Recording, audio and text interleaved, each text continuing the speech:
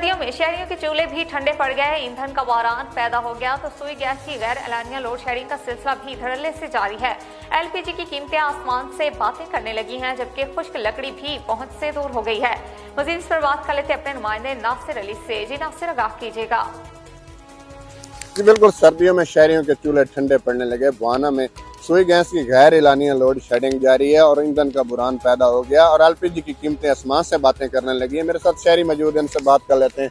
बताइएगा sir, LPG की कीमतें ज़्यादा हो गई हैं, लकड़ी की कीमतें भी ज़्यादा हो गई हैं और लोड शेडिंग, सुई गैस की गैर एलानिया लोड शेडिंग जारी है। इस हवाले से आप हुकूमत से क्या मुतालबा रखते हैं? जी, हमारा गवर्नमेंट से यही मुतालबा है कि पहले जो अशिया थी रोजमर्रा की, उनका रेट बहुत ज्यादा हाई हो गया था। अब जैसे ये सर्दियां बढ़ी हैं, जैसे जैसे सर्दी बढ़ रही है, इसके साथ ही जो सुई गैस की लोड शेडिंग है, उसका गैर एलानिया दौरानिया बहुत ज्यादा बढ़ गया है।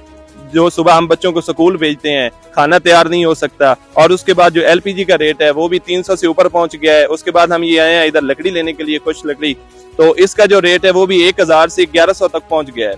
तो हम अपनी गवर्नमेंट से यही अपील करते हैं कि अपनी जितनी भी हैं सियासी इख्तलाफात, उनको साइड पे रख के अपनी जो गरीब आवाम है उस पर तवज्जो दें, ताकि वो अपने पेट और अपने बच्चों का पेट जो है वो आसानी के साथ भर सकें और उसके बाद अपनी जो जिंदगी है वो आसानी के साथ गुजार सकें।